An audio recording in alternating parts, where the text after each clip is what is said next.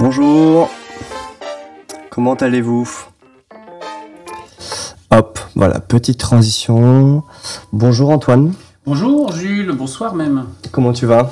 Eh ben on va bien à à 1 heure des premiers jeudis de l'écologie organisés ici à l'Académie du Climat.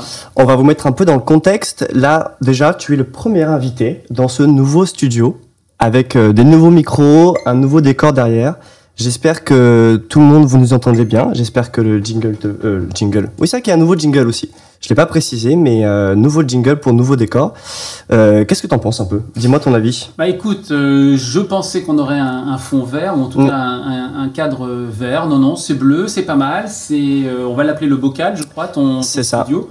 Et non, on s'y sent bien, voilà. Trop bien. Et puis tu sais nous mettre à l'aise, Jules. Ah, ça fait plaisir. On vous met un peu du coup dans le contexte pour cette soirée. On va vous raconter un peu le programme qui nous attend et qui vous attend. Je vais te laisser te présenter et expliquer qu'est-ce qui se passe à l'Académie ce soir et pourquoi tu es là avec nous dans ce stream de l'Académie du Climat. Alors, je m'appelle Antoine Bonfils. D'abord, je suis photographe professionnel.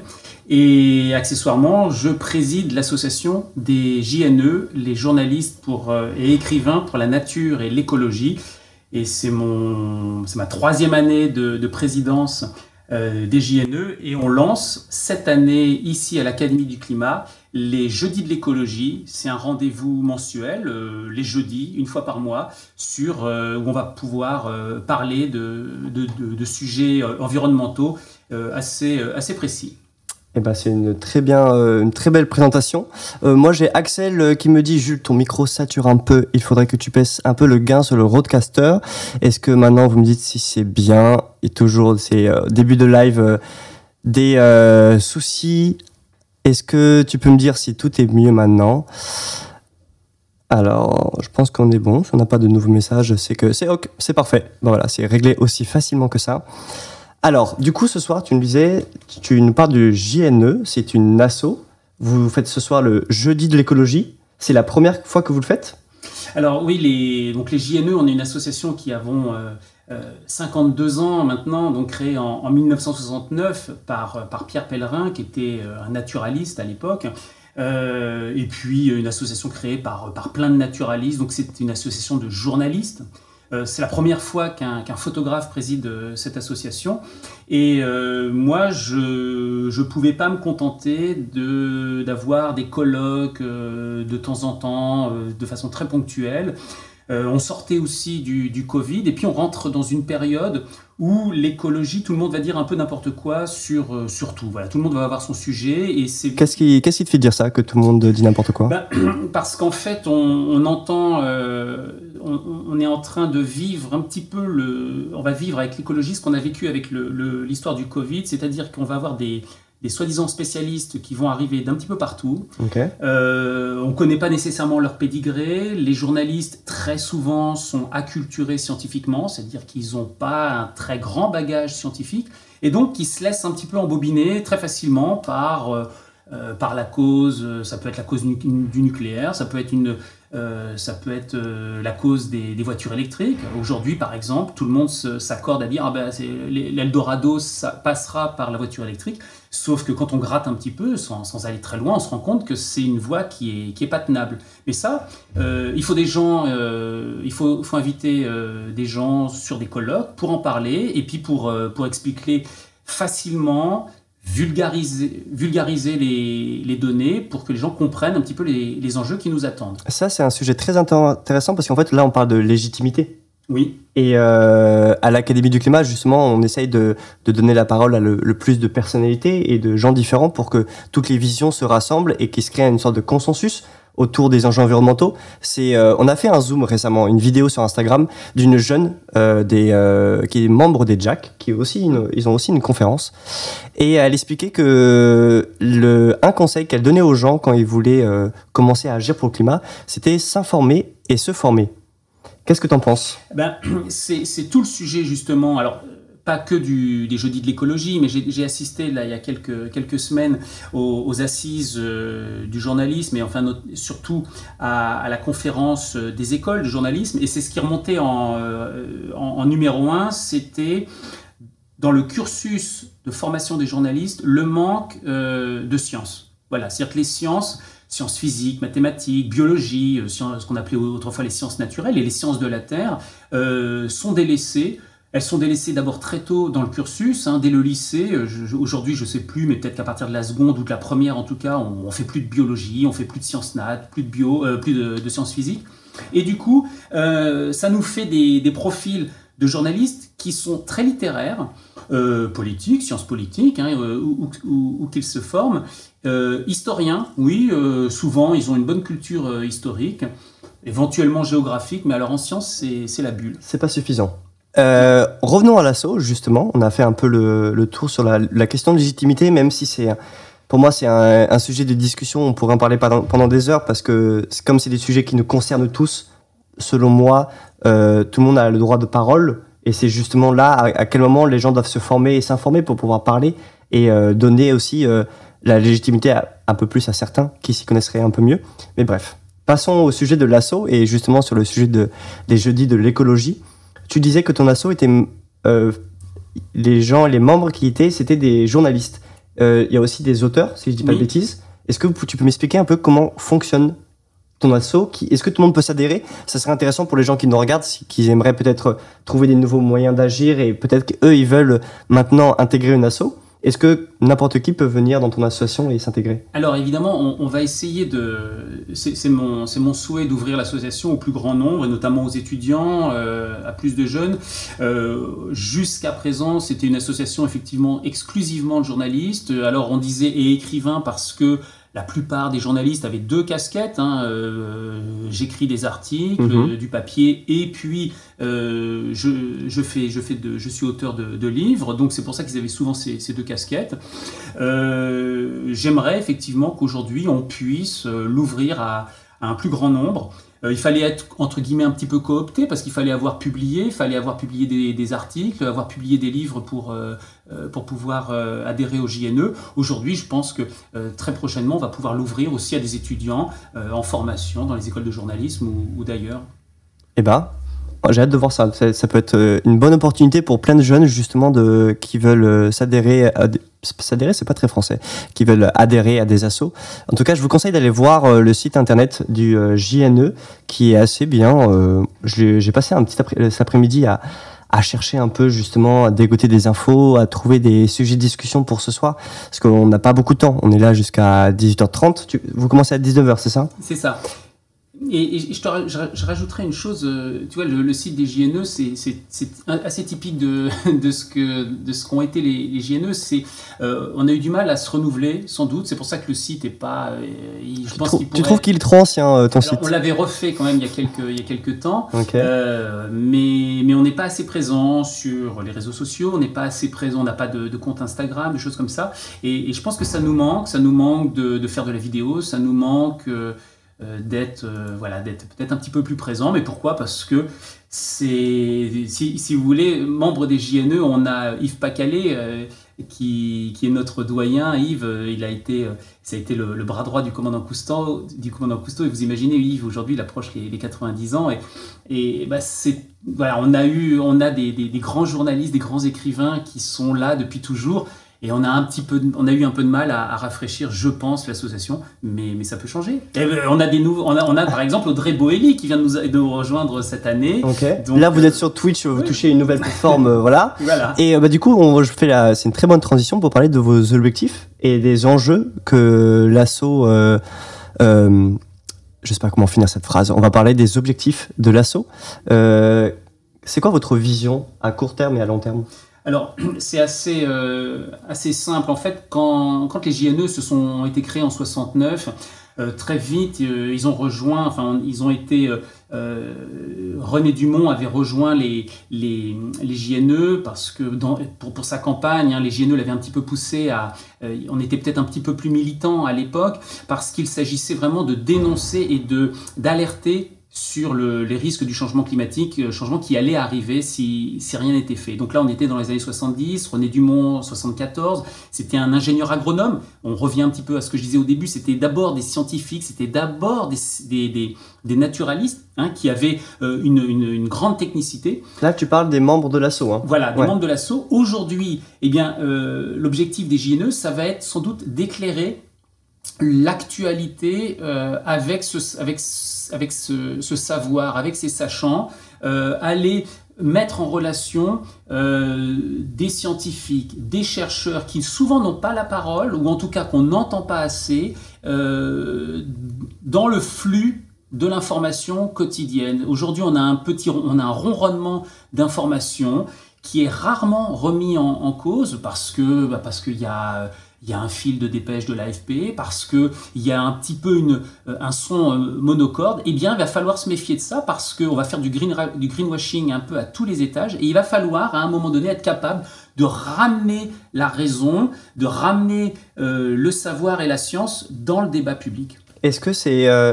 Là, tu parlais de la façon un peu dont traiter les médias en fait, du réchauffement climatique. J'ai l'impression que tu touchais un peu ce sujet-là, on pourra en parler un peu. Est-ce que pour toi, il faut que ça évolue ? On a beaucoup parlé du manque de formation des journalistes aux enjeux environnementaux. Est-ce que déjà tu trouves que ça a changé ? Et est-ce que tu penses qu'il y a d'autres choses à faire encore ? Alors oui, on a été... on peut se donner des fleurs quand même parce qu'on a participé à l'élaboration de la charte à l'attention des journalistes pour mieux traiter des questions écologiques. Ce qui nous avait poussé à ça, deux choses. D'abord, l'élection présidentielle, donc la dernière élection, c'était donc en 2022 déjà. Eh oui. Donc 2022, élection présidentielle, pratiquement pas une ligne sur l'écologie pendant toute l'élection.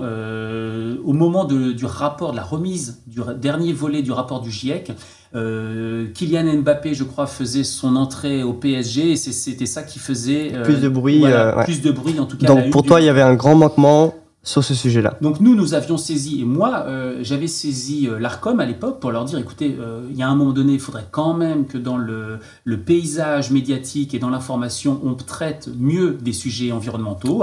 Petite parenthèse pour expliquer qu'est-ce que c'est l'ARCOM. Oui. L'ARCOM, si je dis pas de bêtises, c'est une société qui gère les médias en France.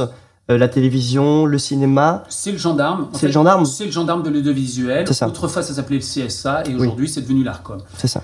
Et donc, on les avait saisis, mais ils nous avaient répondu, mais écoutez, on n'a pas d'indicateur. Il faudrait pour ça inventer un indicateur pour savoir effectivement si on traite ou pas suffisamment. Des sujets environnementaux dans les médias. Et ça, ils peuvent faire quelque chose. Alors, ça, c'est en train d'évoluer. Il y a, je crois, Quota Média qui s'est lancé là-dedans. Je sais pas ce que c'est. Voilà, Quota Média, justement, ils essayent de recenser le nombre de sujets. Quota Média comme ça ? Ah non, Quota comme un oui, quota. Comme un quota. Ouais, sinon, ça marche pas trop. Et donc...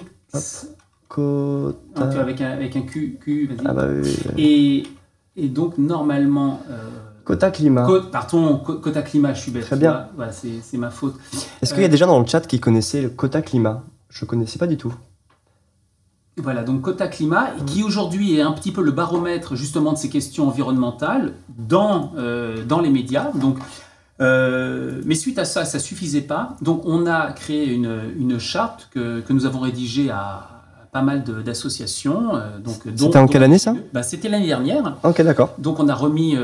On a remis cette charte à l'ensemble de nos confrères et des médias. À ce moment-là, Radio France lançait aussi son média alors plutôt son cycle de formation à l'attention de ces journalistes.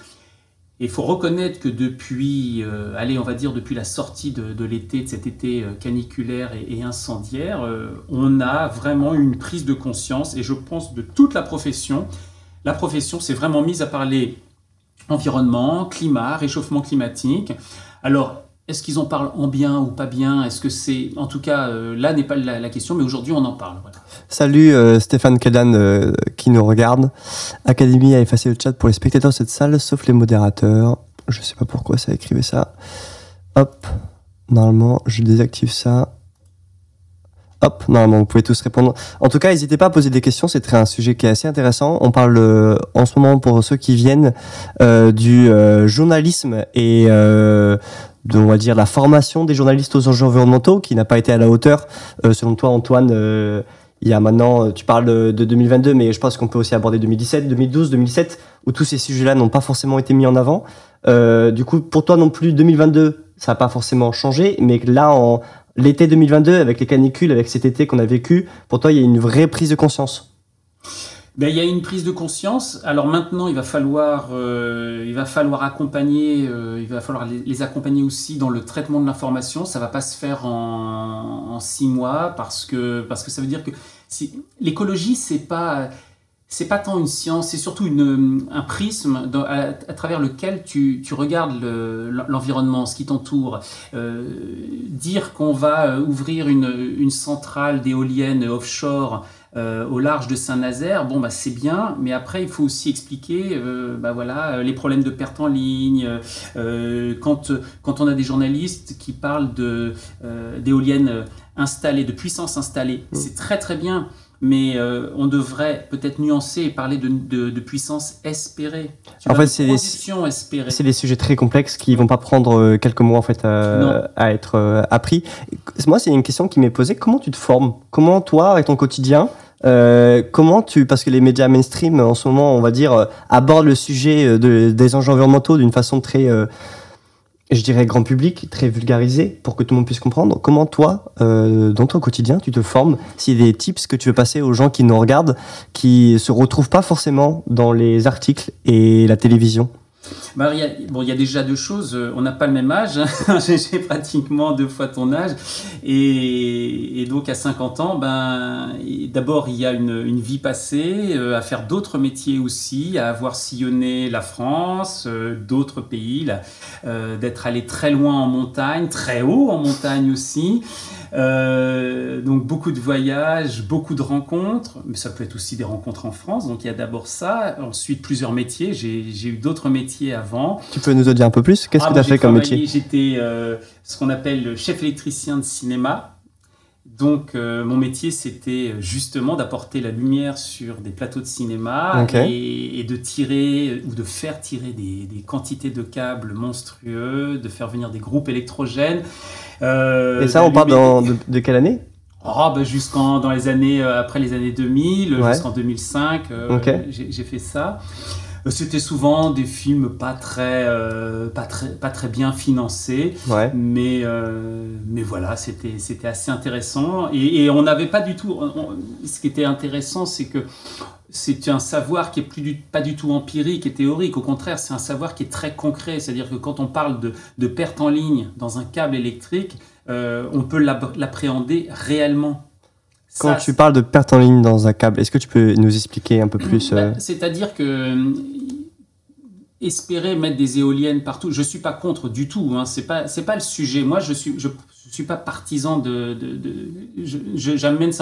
que je voudrais, c'est simplement qu'on parle chiffres et qu'on comprenne de quoi il s'agit. Lorsque vous tirez un câble électrique quelque part, plus la longueur du câble va être importante et plus la perte dans ce câble va être importante. Et c'est dû à quoi?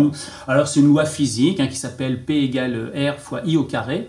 Et en fait, ce R, c'est la résistance de votre câble. Alors ça va dépendre bien sûr de sa longueur, du nombre de brins de sa matière. Est-ce qu'il est en cuivre? La plupart du temps, il est en cuivre. Est-ce que c'est un cuivre de grosse section ou de petite section? Est-ce que c'est un câble qui va être mis dans une gaine ou pas? Est-ce qu'il est à l'air libre? Ça va dépendre aussi évidemment de l'intensité du courant qui le traverse, ce câble. C'est plein de facteurs qui ont un impact. Voilà, par exemple, vous voyez, il y a une phrase qu'on répète très souvent, c'est que quand on parle des éoliennes, j'ai rien contre encore une fois, mais ce que le vent vous apporte, la perte en ligne vous l'enlève. C'est-à-dire que mettre des éoliennes très loin en mer, et notamment en ce moment, il y a des élus de communes de la façade maritime qui demandent à ce qu'on puisse repousser très loin les centrales, les parcs éoliens à près de 50 km des côtes. Évidemment, pour le paysage et pour l'acceptabilité, c'est nécessaire. Par contre, il faut savoir que ce qui arrivera sur la côte en termes d'intensité de courant, elle sera toute petite. Donc c'est bien, ce qu'on va gagner d'un côté, on va le perdre de l'autre. Et ça, c'est des sujets qui sont rarement abordés et qui, moi, à mon sens, devraient être abordés. Est-ce que tu penses pas que c'est trop complexe, en fait ? Je suis en train de me dire ça parce que justement, c'est un endroit ici, on essaie de vulgariser au maximum. Je sais toujours pas forcément qui nous regarde. Donc pour moi, on doit aborder des sujets que tout le monde peut comprendre. Et je pense que cette logique, les médias aussi l'ont. Est-ce qu'en fait, on n'en parle pas parce que en fait, les gens n'ont pas le temps de se former. Ils n'ont pas le temps de pouvoir comprendre forcément toutes ces notions-là. Et c'est aussi le travail du coup des journalistes de faire la passerelle entre les études scientifiques et le grand public pour que le grand public puisse comprendre ces notions-là, mais d'une façon détournée. Moi, si tu veux, ce qui me gêne un petit peu dans la démarche qui est aujourd'hui entreprise par les décideurs, c'est qu'on est en train de faire fi. On passe en force sur trop de sujets qui, à mon avis, méritaient d'être un tout petit peu réfléchis. Aujourd'hui, on est en train de nous vendre... de trop vulgariser, en fait. Presque, dans un sens. On est en train de te vendre la voiture électrique, on est en train de te vendre le parc nucléaire comme si c'était quelque chose de... un Eldorado, quelque chose de désirable. Autrefois, le nucléaire était absolument pas désirable. Aujourd'hui, on est en train de le rendre désirable. Sa vision ça a beaucoup changé. Ça va poser de vrais soucis dans un climat qui est en train de se réchauffer. Il faut savoir un truc tout bête, mais c'est que les centrales, il faut les refroidir. Il faut les refroidir, il faut de l'eau. Et dans un monde où en ce moment, moi je suis photographe, et quand tu me demandais quel est mon apport et mon expertise aussi de photographe, c'est que lorsque je vais en montagne, lorsque je fais des photos de montagne, je les vois les glaciers fondre, mais je les vois. Moi, mon premier Mont Blanc, j'avais 16 ans. J'avais 16 ans, j'en ai 50. J'avais 16 ans, je suis retourné il n'y a pas longtemps à Cham. Mais tu vois le recul. Mais c'est plus que ça a changé, c'est que le glacier a disparu. Mais l'espace de 30 ans. Est-ce que votre asso, elle a des partis pris justement, où elle se positionne sur un sujet? Comment vous gérez où le sujet du nucléaire, et on a tous des avis différents, on n'a pas forcément tous parti pris. Comment vous fonctionnez, vous? Est-ce que chaque personne, désolé, je repose encore une question, mais est-ce que chaque personne dans l'asso a un parti pris ou l'asso fait un consensus? Non, alors déjà globalement, on n'est pas là pour donner des leçons, on est là surtout pour aller récolter de l'information et comprendre l'enjeu qui nous est proposé. Par exemple, concernant le nucléaire, moi je voudrais savoir comment sont stockés les déchets. Eh bien, on va organiser un voyage de presse sur le plateau de Bure, sur le lieu d'enfouissement, pour voir de visu, d'abord, est-ce que le site sera effectivement plein lorsqu'il sera mis en service, lorsque les premiers fûts vont arriver. On nous a déjà annoncé que le site serait complet. Donc voilà, je voudrais déjà avoir la confirmation de ça avant de dire des bêtises. Ensuite, voir dans quelles conditions ça va être stocké. Et vous en sortez un article après? Effectivement, nos adhérents qui vont participer à ce voyage de presse, donc évidemment on le finance, on finance le déplacement, et bien tous ceux qui sont adhérents et qui viendront au voyage de presse, ils seront libres d'en faire derrière un article. Alors c'est un article papier, ça peut être un photoreportage, ça peut être aussi bien sûr de la radio. Il y a plein de formats différents, c'est ça? Plein de formats différents, parce que les 200 membres des JNE viennent d'un peu tous les horizons, de tous les médias, radio, télé, presse écrite. Et qu'en France, c'est une asso française ou alors vous prenez des journalistes internationaux? Non, t'as raison, il faudrait ouvrir aussi à l'étranger parce que d'abord c'est les mêmes sujets, c'est la même planète, donc on pourrait évidemment ouvrir des JNE ailleurs. Moi, je voulais aborder ton métier de photographe. On a beaucoup parlé de l'asso, on a beaucoup parlé du journalisme et du militantisme. On n'a pas parlé de ton métier à toi, qui du coup, est-ce que tu ne te considères pas comme un journaliste, mais comme un photographe? Dis-moi si je me trompe. En fait, c'est très étrange, mais les deux... Enfin, moi, d'abord, je suis photoreporter. Donc, quand j'ai commencé... j'avais toujours fait de la photo, mais très vite, je suis rentré au magazine Le Point m'avait donné la possibilité de travailler pour eux. Est-ce que tu peux me dire la différence entre qu'est-ce que c'est un photographe et qu'est-ce que c'est un photographe? Généralement, le photographe, anciennement, mais de moins en moins, se contentait de ne faire que la photo. Il était souvent accompagné du journaliste qui, lui, allait faire le papier. Et là, aujourd'hui, ou en tout cas, il faisait une photo, il faisait les photos, mais c'était un autre qui allait rédiger l'article. Aujourd'hui, le photoreporter fait souvent les deux. Il fait et le papier et la photo.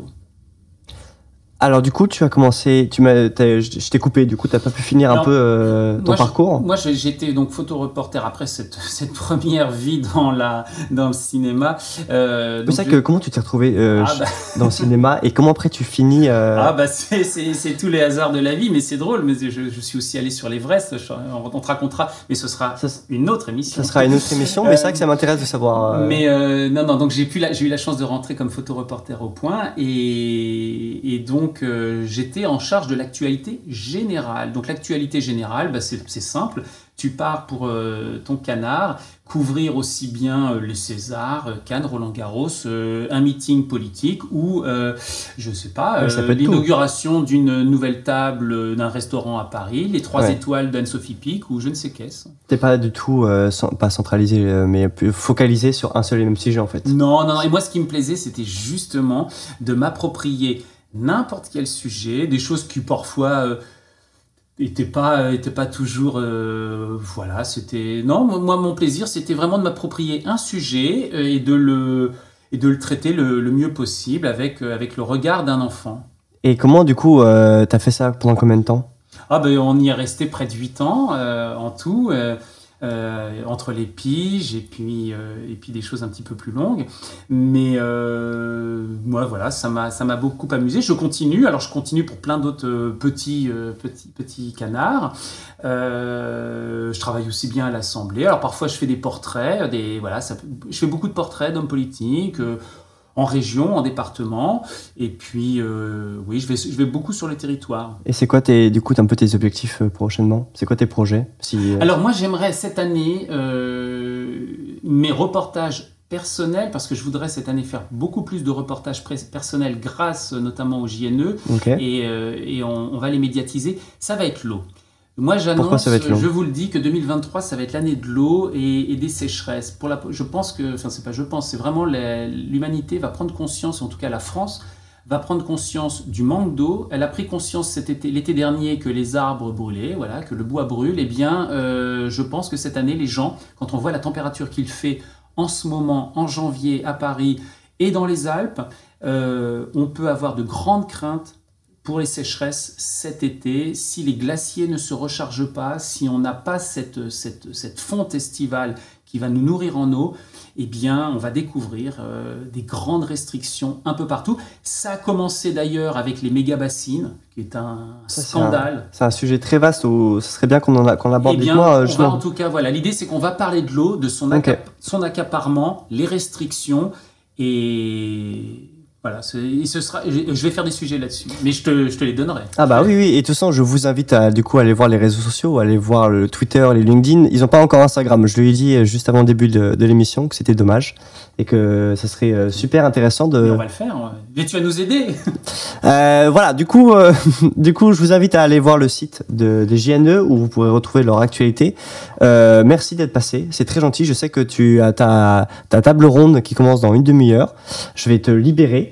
On va parler de démographie, donc c'est voilà. Oui, ça. Est-ce que tu veux aborder vite fait le sujet? Non, oui, en 2 mots, on avait placé cette année 2023 sous le signe de la sobriété et on va essayer de la décliner donc dans ces jeudis de l'écologie une fois par mois. Sobriété démographique. On va parler sobriété énergétique, sobriété en matière d'eau. Je crois qu'en février, ce sera... Alors, c'est pas vraiment de la sobriété, ce sera l'écologie en temps de guerre. Ok. Voilà. Est-ce que les gens peuvent suivre ça en direct ou comment ça fonctionne? Suivre ça en direct sur YouTube live. Et donc, Est-ce que vous avez... Tu sais pas là. Je vais t'envoyer... Attends, je regarde. Sur le YouTube des JNE? Ouais. Parce que sinon, quand moi je vais finir mon live, je vais pouvoir dire aux gens d'aller directement sur ça. Ouais. Et est-ce qu'on l'a annoncé sur notre site? JN2, est-ce que je le mets en majuscule peut-être? Ouais, peut-être, essaye. Sinon, c'est sur Facebook ou... Non, mais on sera sur YouTube. On a une chaîne YouTube. Ok. Je trouve pas pour l'instant. C'est quoi? Je vais chercher un peu tout à l'heure, mais... Comment on pourrait vous trouver JNE? J'ai envie de taper JNE écologie, mais... Ou sinon Asso. Ouais, Asso, tiens, très bon. Ou même Asso tout court, je pense que tu vas peut-être les avoir. Non, je sais pas. J'ai mal fait mon travail. J'aurais dû regarder ça avant. Et parce que si ça se trouve sur le site de l'Académie du climat, on vous met en lien si on fait bien notre travail aussi. Les jeudis de l'écologie. Tac, tac, tac. Voilà. Et est-ce qu'ils ont mis un lien pour le voir Non. T'es sûr que c'est en direct ce soir? Ouais. Ok. Ouais, à 19h. Mais tu veux que je t'envoie le lien? Ouais, je veux bien que tu m'envoies le lien. Demande à Karine. Ouais. À Karine de m'envoyer un SMS pour. Je te l'envoie par SMS. Comme ça, je l'enverrai sur le chat. En tout cas, merci d'être passé. J'espère que tu as passé un bon moment. Et je te souhaite bonne chance pour ta table ronde. Et ça marche. Merci Jules. Merci à toi. À la prochaine. Alors nous, il nous reste environ une demi-heure de live. Ah, je vois que Stéphane Caldan a envoyé un lien YouTube. Ah, je suis sûr que c'est lui. Trop fort. Bah, quelqu'un a trouvé ton lien YouTube. Bah, tu le remercies pour nous alors. Il y a Antoine qui te remercie. Alors je regarde si c'est ça. Tac. Hop. Oui, vas-y. Salut. Je regarde si c'est ça. JNE Asso. Ouais, bah je pense que c'est ça. J'avais tapé association. Malheureusement, c'était pas le bon. Alors, est-ce que vous avez des questions? Déjà, je vais couper ce micro. Hop, celui-ci. On n'en a plus besoin. Maintenant, je vais être tout seul pendant cette demi-heure. Oui, c'est bien ce lien. Bon, je n'ai pas besoin de le remettre. En tout cas, c'était très intéressant. Moi, ça me plaît beaucoup d'inviter des gens et des personnalités qui travaillent dans des assos parce que ça nous montre un peu leur vision. Moi, ça m'intéressait de voir... j'avais posé la question sur les partis pris des assos. Parce que ça, c'est toujours intéressant. Est-ce qu'ils font... ils débattent et ils mettent en place un consensus où ils décident que sur certains sujets, ils prennent parti. J'avais l'impression que pas forcément dans cet assaut et qu'ils étaient assez libres chacun. Je sais pas ce que vous en avez pensé, vous. En tout cas, on a pas mal parlé aussi des journalistes et du militantisme. J'avais abordé ce sujet-là avec Umeko. Je sais pas si vous me regardez, mais c'est un sujet qui m'intéresse beaucoup. Donc, si vous avez envie de revenir sur cette chaîne pour qu'on en parle, c'est avec plaisir. Je pense qu'il y a vraiment matière à discuter, surtout avec l'actualité où on voit de plus en plus de médias qui s'engagent sur ces enjeux-là. J'avais parlé d'Umeko. Je ne sais pas si vous vous en souvenez. J'en avais parlé dans le live la semaine dernière. On les avait mis même sur Instagram comme les 5 comptes à suivre. Est-ce que vous les avez suivis ?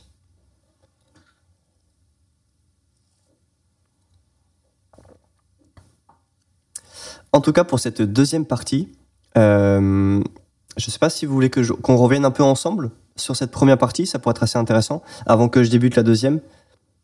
Je pense que il y a matière à discuter. J'aimerais bien avoir un peu vos opinions sur le journalisme et le militantisme, sur ce genre d'assaut. Je les follow sur Twitch, mais ils n'ont encore rien fait. Qui ça ? Umeko ? Ou non, oui, je pense que Umeko. Non, je pense qu'ils n'ont encore rien fait. Ils vont bientôt démarrer, justement. Donc, je vais mettre la caméra un peu plus comme ça. Tac. Umeko, ouais. Moi, c'est ça. Ok. Est-ce que j'ai fait... Hop.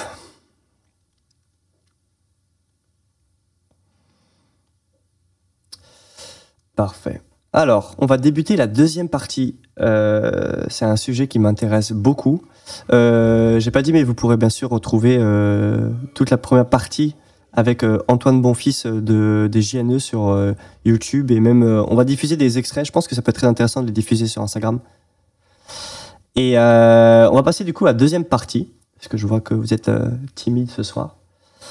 J'ai préparé un sujet. J'en ai parlé la semaine dernière. Je veux que cette émission aussi soit un moment pour s'informer et se former.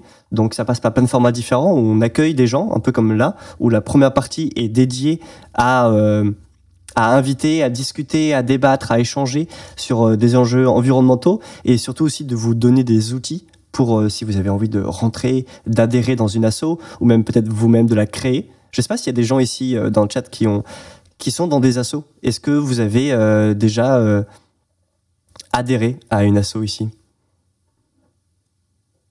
Sur plein d'enjeux différents, c'est pas forcément sur les enjeux environnementaux, hein. J'ai pas précisé.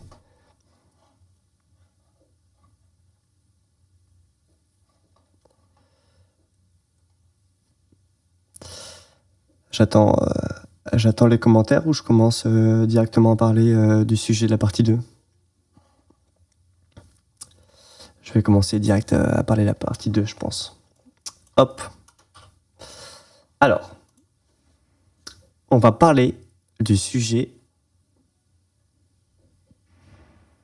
Asso, pas vraiment, juste soutien financier, mais adhérents, partis et syndicats. Ah oui, quand même. Ah oui, c'est pas mal. Pourquoi pas Asso, justement? Qu'est-ce qui t'a...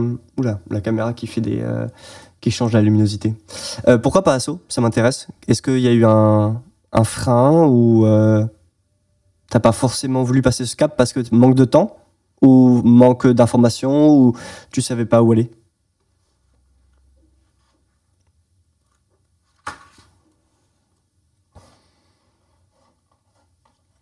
Ça peut être, je pense que le manque de temps peut être un frein assez... un des nombreux freins, justement, de ne pas vouloir adhérer à une asso. Après, je pense qu'il y a plein de manières de s'intégrer et d'adhérer à une asso. On n'est pas forcément obligé de mettre tous autant de temps et autant tous s'impliquer. Il y a plein d'assos ici à l'académie. Je en avais parlé un peu la semaine dernière, mais n'hésitez pas un peu à aller les voir. Ça peut être très intéressant. On a sorti une vidéo qui s'appelle Zoom, qui parle justement d'une jeune membre de l'asso des Jacks. Et je pense qu'avec ce format, on va justement montrer tous ces personnages qui sont là et qui gravitent autour de l'académie. Le temps déjà des trucs à faire et pas trouver un truc qui me plaise par chez moi. Ok, j'ai pas trop cherché non plus. La petite parenthèse à la fin, je pense qu'elle est très importante. Je pense que souvent, en fait, on cherche pas vraiment. Ou après avoir, hein, vous me dites, hein, mais je pense que dans la plupart du temps, c'est plutôt une asso où on tombe dessus ou d'un coup, on se retrouve avec connaître des gens et des membres d'une asso et du coup, en fait, on finit par rentrer dedans. Mais au final, on cherche pas trop. Mais oui, déjà, des trucs à faire et pas trouver un truc qui me plaise par chez moi.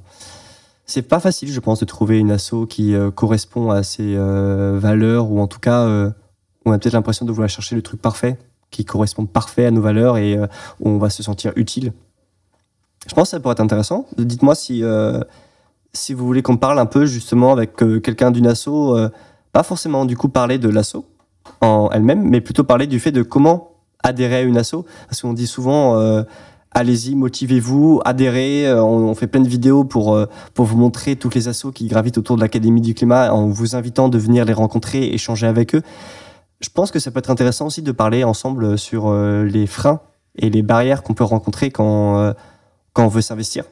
Je pense que des fois, il faudrait débunker certaines idées reçues, comme le fait de manque de temps. Ça se trouve, des gens qui sont dans les assos, ils travaillent, ou en tout cas, pas qu'ils travaillent, mais qui participent à l'asso un soir par mois. Je pense qu'on peut décider à quel point on s'investit. En tout cas, dites-moi, je pense que ça peut être très intéressant qu'on invite quelqu'un avec qui discuter de ça.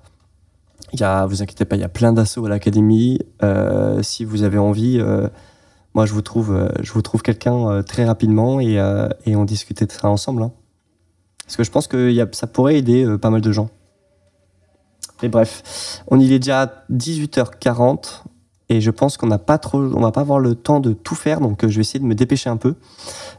Du coup, je vous disais, la deuxième partie se passe sur le sujet des points de bascule. Je ne sais pas si vous connaissez le sujet des points de bascule. C'est un sujet très, très, très, très intéressant. Chaque émission, je vais essayer d'aborder un sujet, de vous donner les outils pour le comprendre et ensuite de pouvoir le partager autour de vous. Et comme on disait avec Antoine, il faut se former et s'informer. Plutôt dans l'autre sens, je dirais. S'informer et ensuite peut-être se former. Et ça va être aussi ça le but de cette émission, ça sera de s'informer tous ensemble. Donc moi mon rôle ça va être de travailler un peu sur le sujet avant, parfois même d'inviter des gens sur le sujet pour pouvoir après vous donner des outils. Mais je sais que quand on fait une interview, c'est pas forcément facile pour vous d'interagir et c'est pour ça que c'est bien aussi qu'on prenne le temps, moi tout seul, avec vous et discuter de ces sujets-là. Est-ce que alors déjà des gens dans le chat connaissent ce sujet-là? Je vais mettre une petite story, ça sera l'occasion de faire venir des gens pour discuter de ce sujet. Je pense que ça va intéresser plus d'un. Hop, petite photo.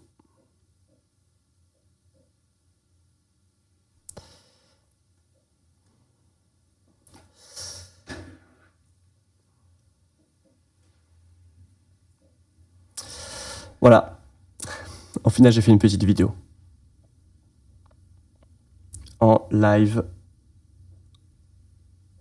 sur J'écris quoi? J'écris en live sur Twitch? Ouais, allez. C'est parfait. Tac.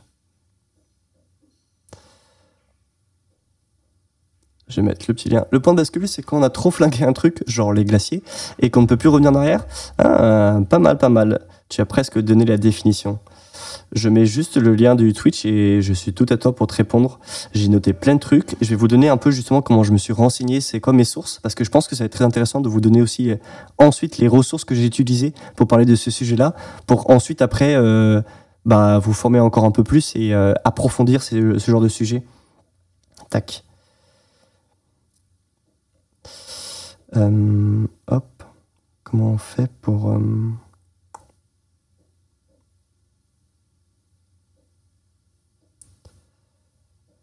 Je ne trouve pas le bouton pour partager.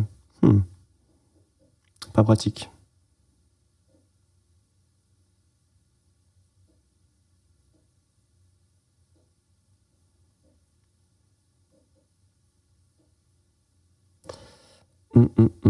Trois spectateurs.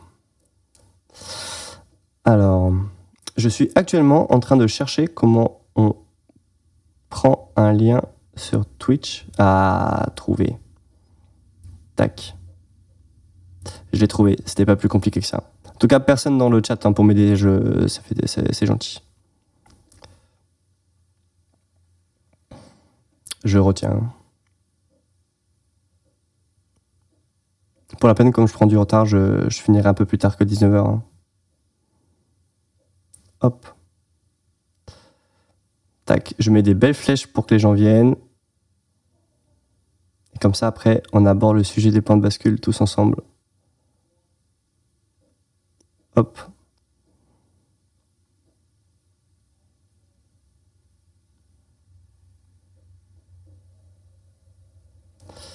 Voilà. Hop. Je regarde si c'est bien partagé. On est bon. Alors, le point de bascule, quelqu'un me dit dans le chat que c'est quand on a trop flingué un truc, genre les glaciers, et qu'on peut plus revenir en arrière. Eh ben, écoute, c'est presque ça. Moi, la définition exacte que j'ai trouvée, c'est, selon le GIEC, un seuil critique au-delà duquel un système se réorganise, souvent brutalement et ou de manière irréversible. Et j'ai trouvé un petit texte pour le vulgariser. En fait, c'est transformation terrestre drastique et irréversible au-delà de certains seuils de température. C'est un changement en fait qui, même minuscule, peut faire basculer un système dans un état complètement nouveau. Et petite précision, c'est pas parce que ça change que ce sera forcément en mode... en fait, ça change d'un format stable à un environnement stable à un autre environnement stable. C'est juste que ça change beaucoup trop rapidement. En tout cas, c'est la définition que j'avais trouvée. Et du coup, Stéphane Keldan, tu es presque... Je dis bien presque, parce que c'était pas forcément exactement ça. Mais tu y étais. En tout cas, c'est un sujet très intéressant. Je me suis documenté pour pouvoir vous proposer cette partie de ce live centrée sur le sujet des points de bascule. J'ai commencé avec Tout comprendre ou presque sur le climat, qui est un très très bon livre de vulgarisation. Et il y a justement 3-4 chapitres sur les points de bascule. J'ai utilisé des informations qui sont là-dessus, mais je vous laisse le plaisir de découvrir les autres, bien sûr. Je ne vais pas quand même tout vous spoiler. Et ensuite, j'ai utilisé des articles où je vais vous donner, hop, les liens, si vous avez envie après d'aller checker tout ça. Tac. Et dans cet article-là, ils ont pris aussi eux-mêmes une étude qui expliquait qu'est-ce que c'était les points de bascule, c'était quoi les enjeux. Et du coup, je vous mets les sources. Hop, et je vous mets aussi le titre que de bons potes.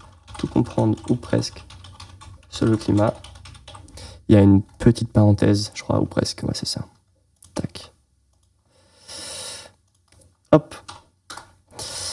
Du coup, le sujet des points de bascule, c'est un sujet hyper intéressant. En tout cas, je vois que Stéphane Keldan connaissait un peu. Est-ce que tu pourrais me dire, là, tu as donné l'exemple des glaciers. Est-ce que tu penses qu'il y en a d'autres? Est-ce que tu pourrais me donner le chiffre du nombre de points de bascule potentiels? En tout cas, l'étude en a défini certains. Si tu peux me donner un chiffre, ça sera intéressant de voir. Tu penses qu'il y en a combien?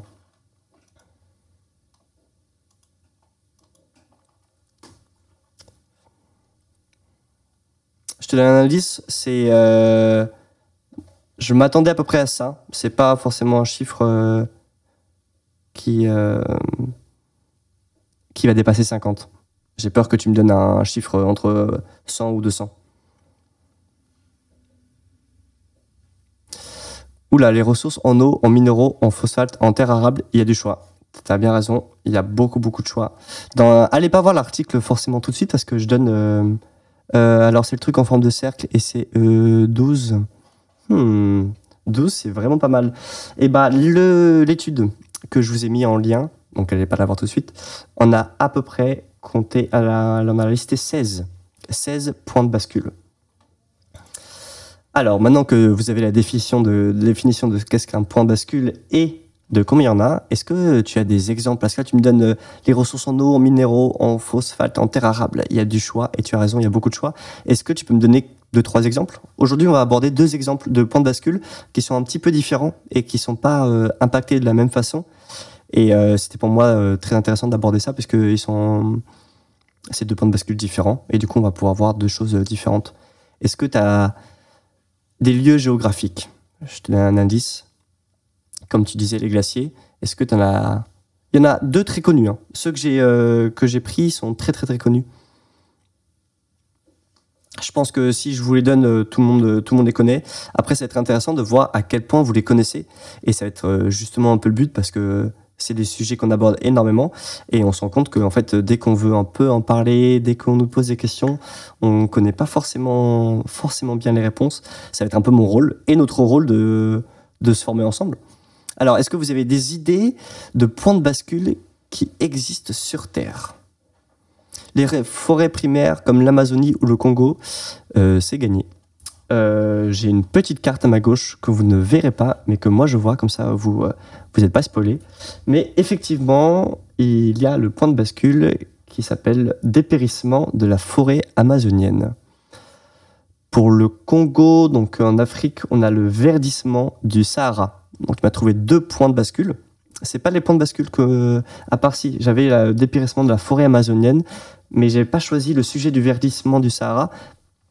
J'avais choisi un autre sujet. Est-ce que tu peux deviner lequel c'est? Il est très connu. Hein. Je te le donne. Si je te le dis, tu vas tout de suite comprendre. Il y en a un autre qui. Est-ce que je pourrais donner un indice? C'est pas forcément l'opposé, mais très différent de la forêt amazonienne. Je ne sais pas s'il y a des nouveaux, mais on parle en ce moment des points de bascule. On essaye d'aborder ce sujet-là tous ensemble. Et on a Stéphane Keldan qui est en compétition avec moi, le permafrost, et c'est gagné. Est-ce que tu sais comment il s'appelle en français, le permafrost? Parce que tout le monde connaît le mot anglais, mais personne ne connaît le mot français.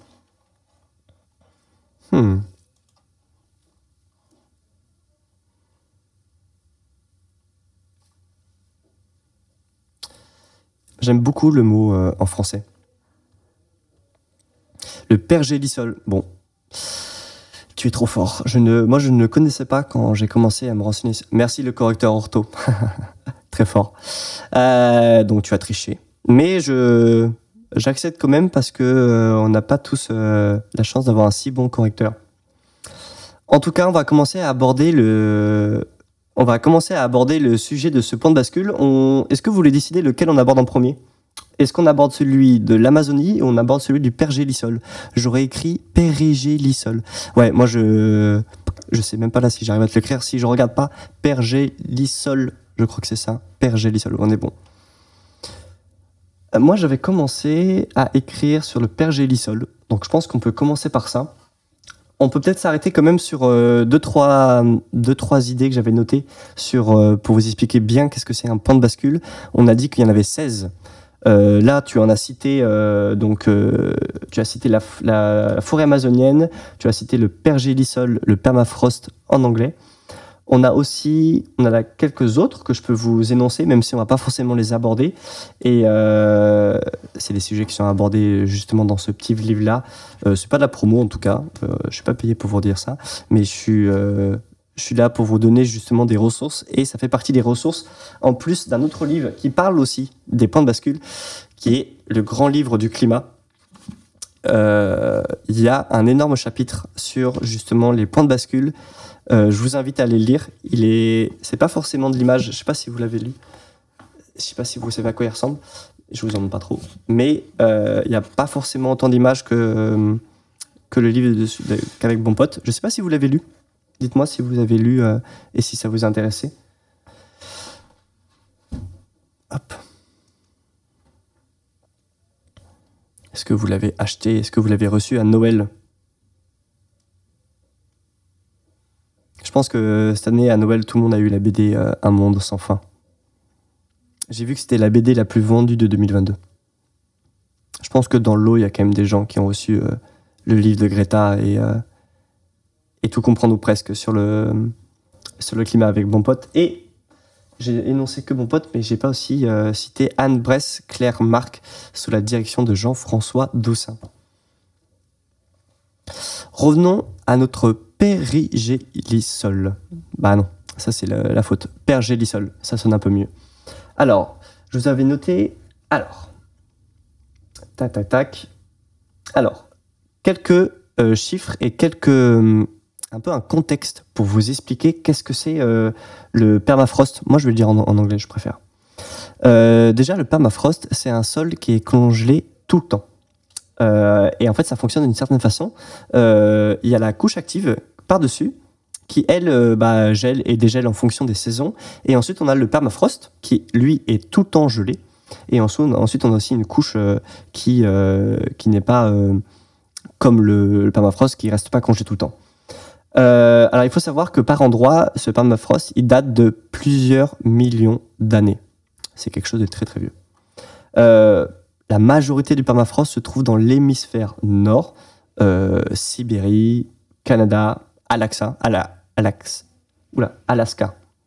C'est pas si compliqué à dire pourtant. Et du coup, il représente, attention, je vous donne les chiffres, 15 millions de kilomètres carrés de pergélisol dans l'hémisphère nord. Et il y a 3 à 4 millions de personnes qui vivent sur ces terres. Je ne savais pas du tout. Je ne me rendais pas compte, on parle beaucoup du permafrost, et je ne me rendais pas compte justement à quel point c'était grand. Est-ce que vous le saviez, vous?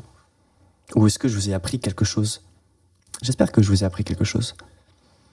Mais voilà, en tout cas, je vous ai donné le contexte. Qu'est-ce que c'est le permafrost?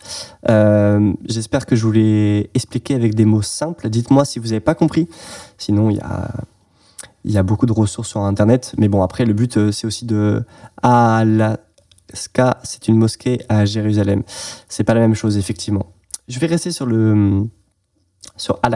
Alaska. Je ne vais pas y arriver ce soir à le dire, en tout cas. Revenons du coup à ce point de bascule.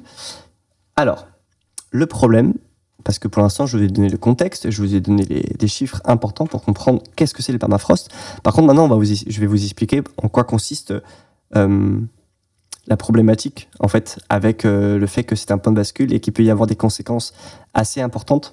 Le problème, c'est que s'il fond, en fait, la matière organique qui est contenue à l'intérieur de ce permafrost, si le permafrost fond, ça va libérer beaucoup de CO2 et du méthane.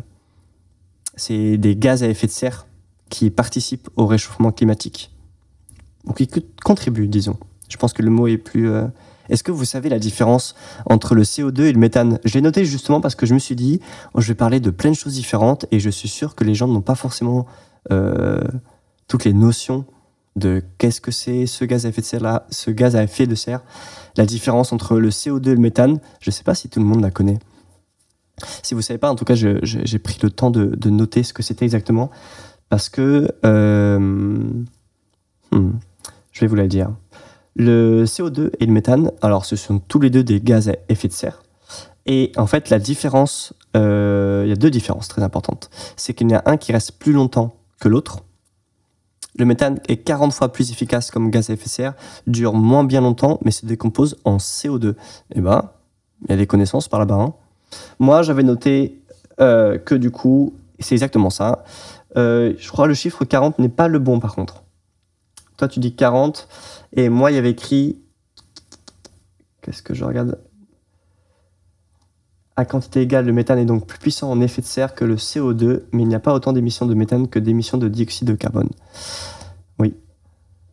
Exactement. J'avais pas donné le chiffre il est 40 fois plus efficace. Est-ce que tu penses que le terme efficace est adéquat? Ça m'intéresse de savoir, je sais pas, j'ai mis 40 dans l'instinct. Non, je pense pas que c'est 40. Je crois que c'est 15. J'ai pas noté, ça m'étonne. Je vais tout de suite regarder, comme ça, on dit pas de bêtises. On a parlé avec Antoine, le but c'est de parler de ces sujets-là et ne pas forcément dire de bêtises, donc on va se renseigner ensemble. À quel point le méthane, moi j'aurais dit, est plus puissant que le CO2. Alors, il est plus puissant, on sait, les émissions, il est 80 fois plus puissant. Voilà, je viens de trouver sur le site de l'ONU. Le méthane est également un puissant gaz à effet de serre. Sur une période de 20 ans, son effet de réchauffement est 80 fois plus puissant que celui du dioxyde de carbone. Le méthane est à l'origine d'environ 30% du réchauffement de la planète depuis l'ère pré-industrielle et il prolifère plus rapidement que jamais depuis qu'on a commencé à tenir des registres dans les années 1980. C'est un gaz à effet de serre qu'il faut connaître si on veut aborder les sujets environnementaux, si on veut parler du réchauffement climatique. C'est un gaz à effet de serre très très important et qui, à la différence du CO2, du coup on l'a dit, est beaucoup moins. Je vois des gens qui me regardent, notre studio il est visible depuis le couloir de l'académie. Et voilà, ils m'ont coupé en pleine explication d'un sujet très important.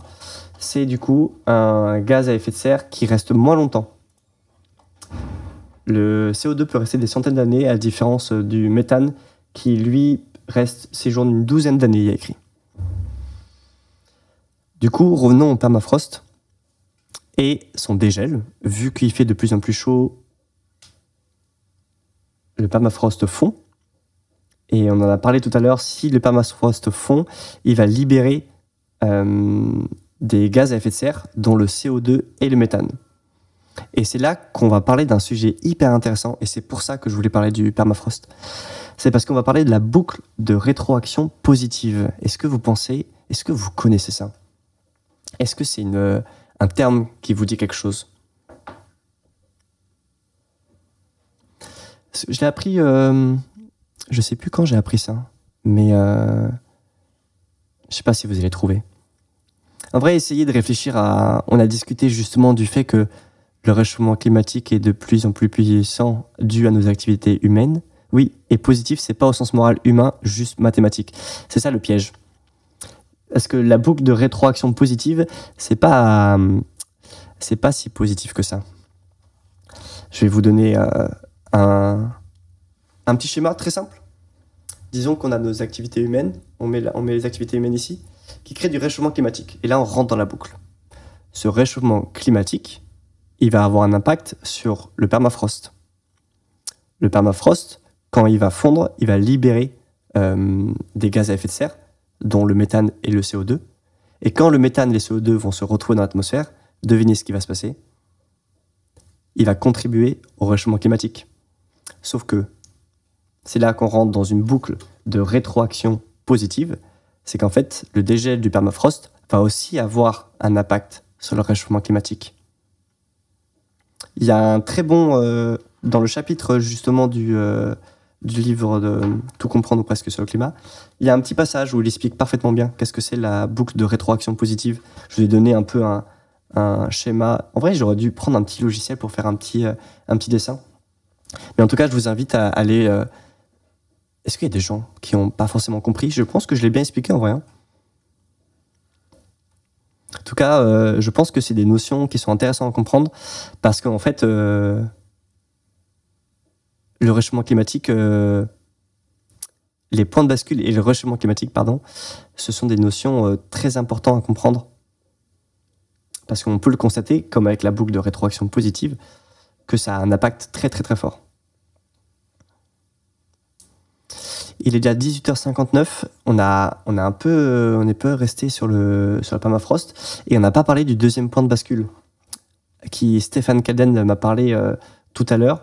Il m'avait parlé de la forêt amazonienne et je voulais qu'on aborde un peu ce sujet-là parce que du coup c'est quand même très différent du permafrost, même si ils sont Oui, désolé, j'ai cru voir un commentaire. Et qui sont justement très liés, puisque ce sont tous deux des points de bascule. Quelques chiffres sur la forêt amazonienne. J'ai choisi 3 chiffres qui, pour moi, étaient importants pour comprendre. La forêt amazonienne, c'est 10% de la biodiversité mondiale.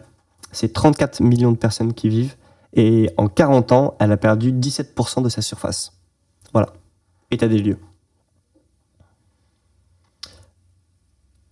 Oui, c'est des chiffres assez impressionnants. Comme vous le savez tous et toutes, il y a la déforestation due à plein de facteurs différents. J'ai noté 3-4 mois, autoroutes, barrages, des mines, agriculture. Tout ça crée de la déforestation. Et cette c'est là que la déforestation a un impact justement sur la boucle. Comment j'appelle ça sur les points de bascule. Excusez-moi, je me suis totalement perdu. Revenons du coup aux conséquences qu'a cette déforestation et pourquoi c'est important. Un autre souci, on revient vite fait sur le permafrost, un autre souci avec la fonte du permafrost est que les bâtiments construits dessus vont s'effondrer et on ne parle pas que de maisons, mais d'ensembles industriels lourds, usines, pétro-gazières et des centrales nucléaires. Et tu as totalement raison de le mentionner. Je voulais pas justement tout spoiler du livre, mais tu as raison. Et je pense que c'est exactement pour ça. Pourquoi on fait ce live, c'est apporter les connaissances justement chacun. Et il y a un petit passage qui expliquait à quel point c'était pas que cette boucle de rétroaction positive, mais tu as raison, il y a aussi les risques naturels que tu n'as pas mentionnés, les glissements de terrain, je n'ai pas vu si tu avais écrit ça, l'érosion côtière, la glace du pergélisol côtier fond et la roche tombe dans la mer. On a l'augmentation des feux de forêt dans le cercle polaire à cause de l'assèchement des sols et de la hausse des températures. Ce sont plein de conséquences qui peuvent arriver avec le dégel du permafrost.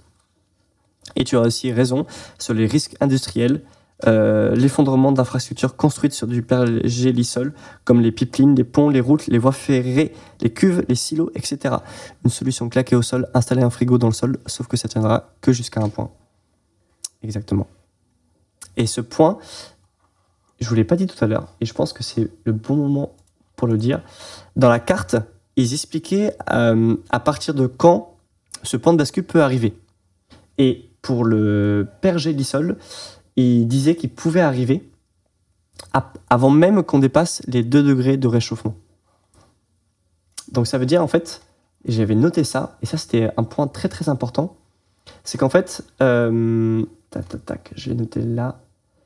En fait, le GIEC a dit que certains points de bascule ont pu être franchis avec la barre des 1 degré. Et en fait, les conséquences, elles sont pas forcément faciles à voir, puisque ça peut, avec l'inertie des phénomènes, ils sont pas observables avant longtemps, voire très longtemps. Et du coup, en fait, le GIEC disait qu'on pouvait avoir déclenché certains points de bascule sans le savoir.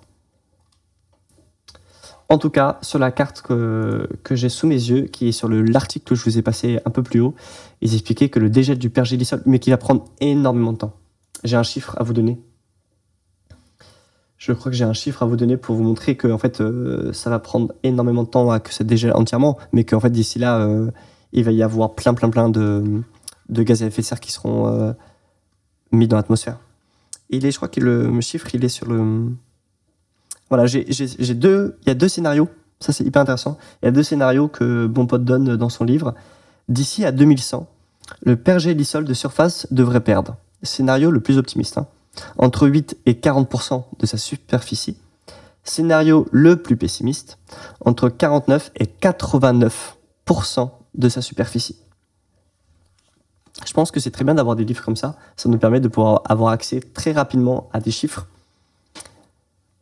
Et c'est ça des fois qui nous manque, des chiffres pour argumenter nos propos et pour bien expliquer ces sujets-là. Revenons un peu à la forêt amazonienne. Du coup, je vous avais expliqué un peu les risques, ou plutôt les différents facteurs de déforestation. Et maintenant, j'avais envie de vous expliquer les conséquences qu'ont cette déforestation. En fait, la déforestation, elle cause une augmentation du CO2 et une diminution de l'absorption de CO2 par les arbres. Et c'était une notion que je voulais aborder avec vous. En fait, c'est que ça perturbe le cycle de l'eau. il y a moins d'arbres, donc moins d'évapotranspiration. J'adore ce mot, évapotranspiration. C'est un mot que, quand je l'ai lu, je me suis dit, je vais le dire, et on va pas forcément parler de ça, alors qu'en fait, c'est totalement un sujet c'est un terme qu'on doit voir ensemble, et expliquer en fait pourquoi faut en parler, justement. Je suis allé voir sur le site de l'ONF pour me donner une petite définition, justement. Et j'en ai trouvé une qui me semble très compréhensive. Et vous allez me le dire si vous aussi vous comprenez. C'est un processus par lequel l'eau liquide terrestre est renvoyée dans l'atmosphère environnante sous forme gazeuse. L'évapotranspiration est très importante dans le cycle de l'eau. Les sols rendus imperméables, les sols nus ou à faible couvert végétal perturbent totalement ce cycle et augmentent les inondations tout en faisant diminuer l'évapotranspiration et donc les précipitations. J'avais vu que l'Amazone du ciel, le courant aérien rempli de vapeur qui remonte la vallée du bassin amazonien, transporte le plus d'eau que les rivières en dessous. Waouh! J'ai pas vu ça passer. Est-ce que tu te souviens d'où tu as vu? Ça, c'est un peu le problème des fois. On se souvient de certaines choses et on n'a pas les sources. Moi, tout ce que je vous raconte, c'est justement dans les livres où je me suis renseigné, et je vous invite à aller justement voir ça. Et devinez qu'est-ce que c'est le point de bascule de la forêt amazonienne? Qu'est-ce qu'elle peut devenir, justement?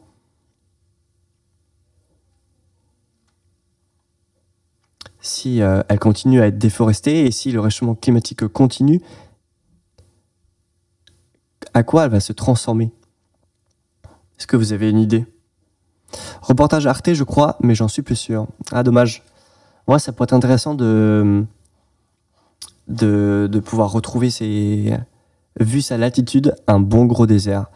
Moi, j'avais noté savane. Je ne connais pas la différence entre savane et désert. Surtout sans glacier derrière.